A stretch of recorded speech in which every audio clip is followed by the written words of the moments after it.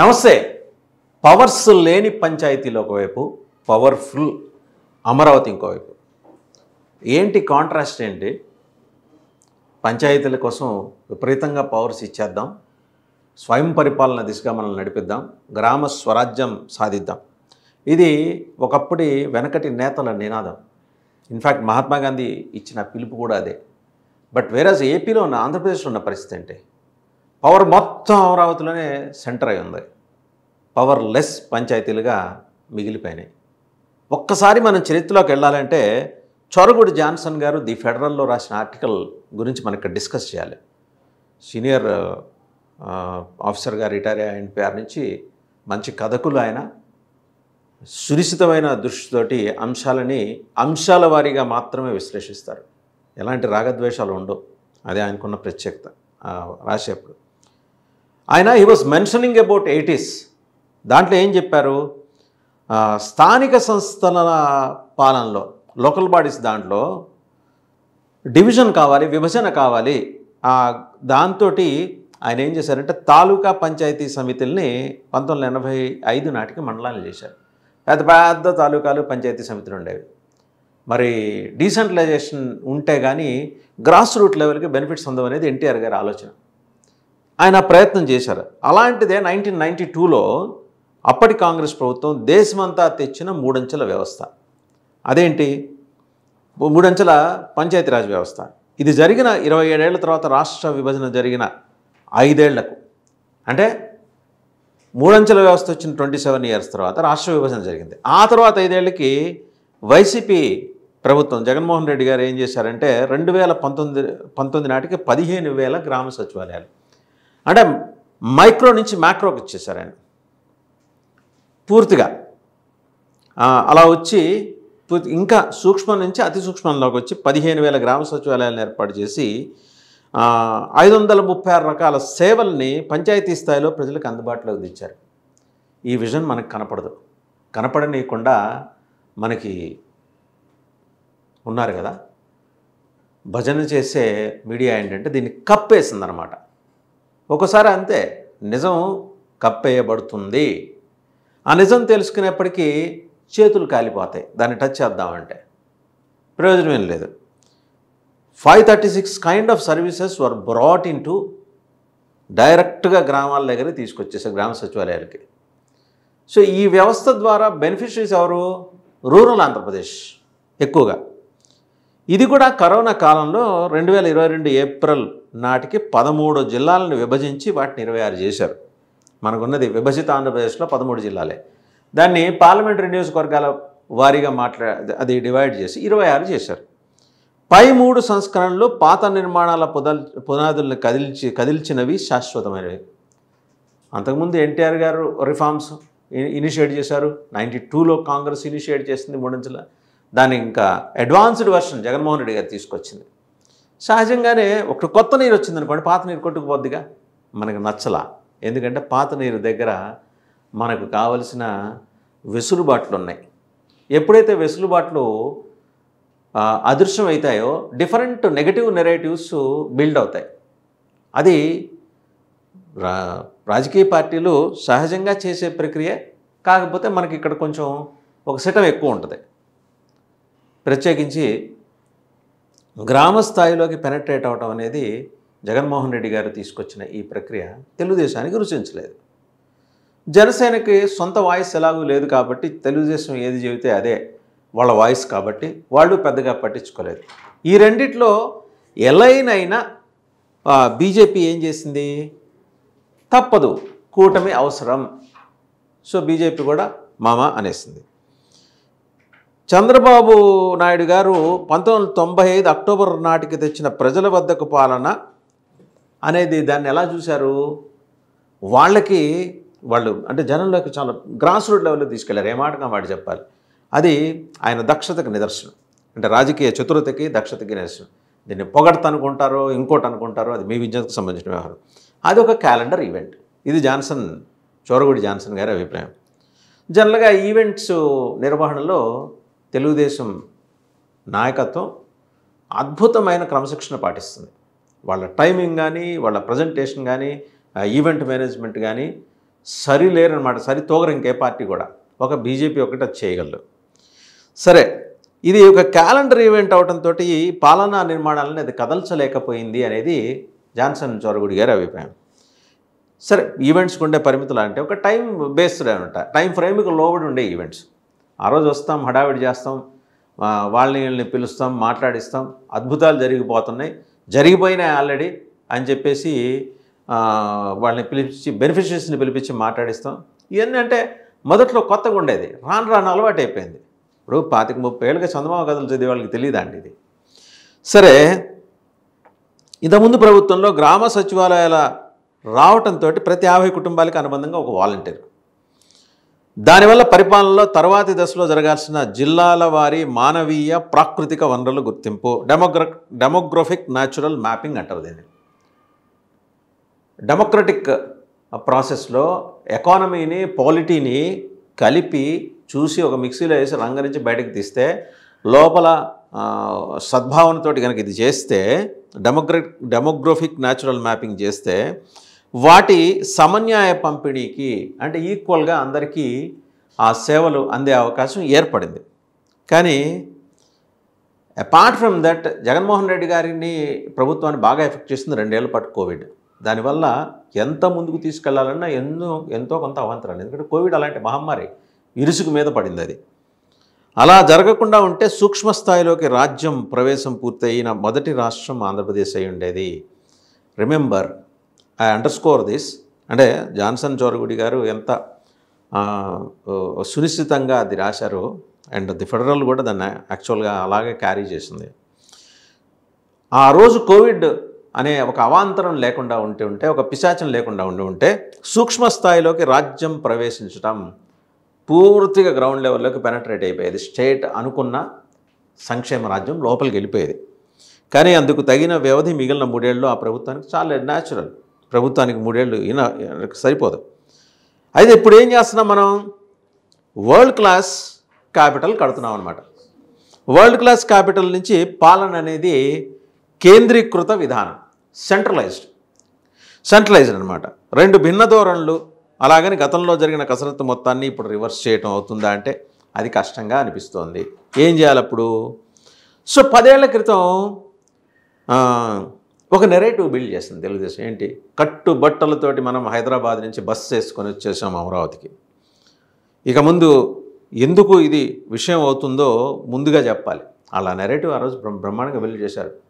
తమ్ముళ్ళు, కట్టుబట్టలతో వచ్చేసాను బస్సు వేసుకుని అమరావతికి, బస్సు నుంచి పరిపాలన చేశారు. అంటే అదొక రకమైన మెస్మరైజేషన్ అనమాట.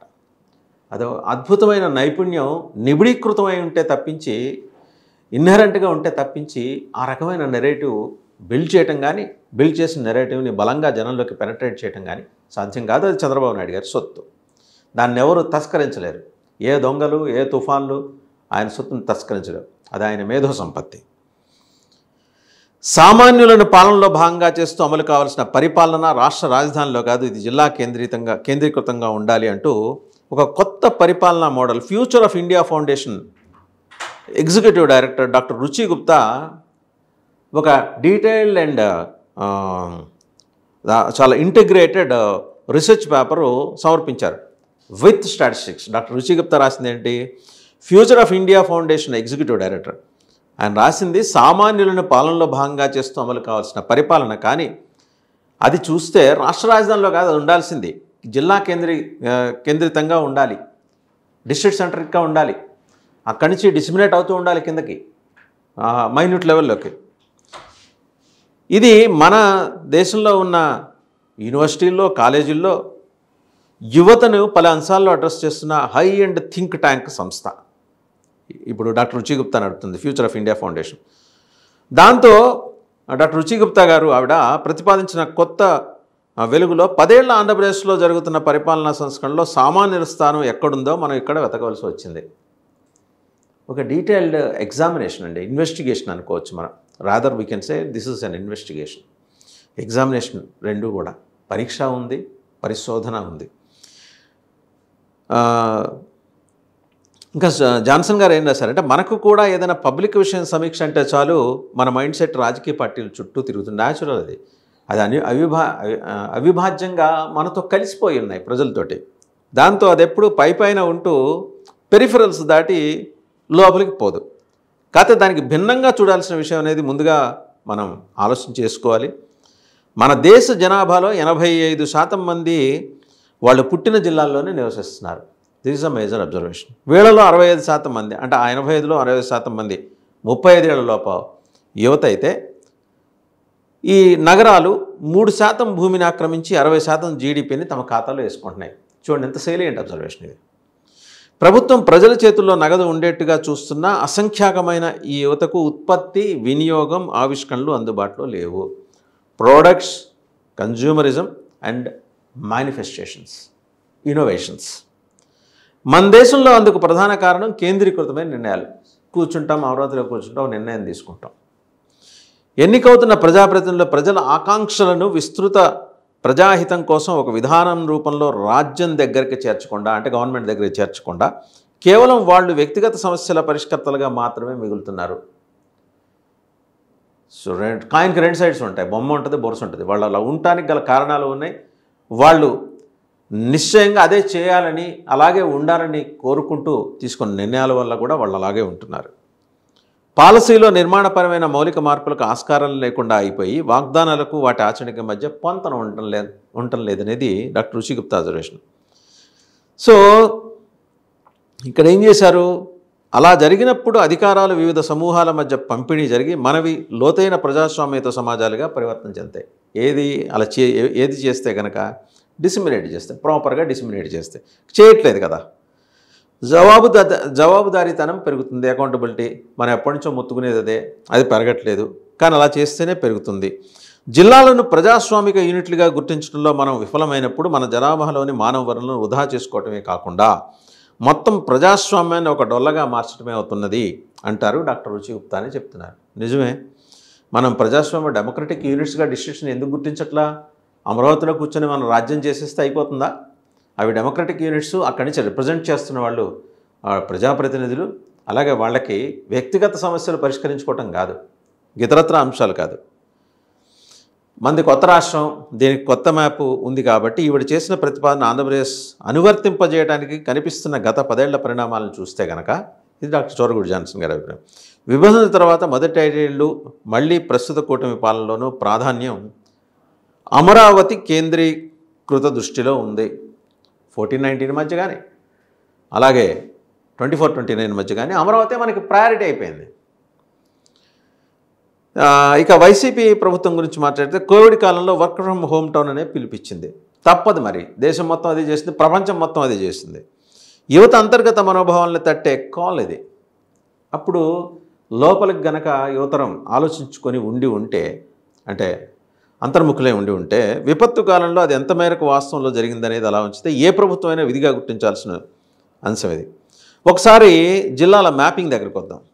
కొత్త జిల్లాలు ప్రకటించక ముందు 2021 నవంబర్లో అప్పటి విజయనగరం జిల్లాకు ఒరిస్సా సరిహద్దుల్లోని 16 కొటియా గిరిజన గ్రామాలు మన రాష్ట్రంలో కలిపే విషయం మీద అప్పటి ఒరిస్సా సీఎం నవీన్ పట్నాయక్ వద్దకు అప్పటి ముఖ్యమంత్రి జగన్మోహన్ రెడ్డి వెళ్ళి కలిసి మాట్లాడారు. 2022 ఏప్రిల్లో కొత్త జిల్లాలు ప్రకటించారు. విజయనగరం నుంచి పార్వతీపురం మన్యం జిల్లాను వేరు చేశాక తొలి ఏడాది ఆ జిల్లా మొదటి కలెక్టర్ నిశాంత్ కుమార్ ఈ ఇన్ఫాంట్ మోర్టాలిటీ, మాతా శిశు మరణాలను నిరోధించి prime minister award for excellence in public administration 2023 అందుకున్నారు. అంటే ఒక కమిట్మెంట్ ఒక ఆఫీసర్కి ఉంటే, ఒక బ్యూరోక్రటిక్ ఒక కలెక్టర్కి ఉంటే జరిగే ఆ తపన లోపల ఉండాలి.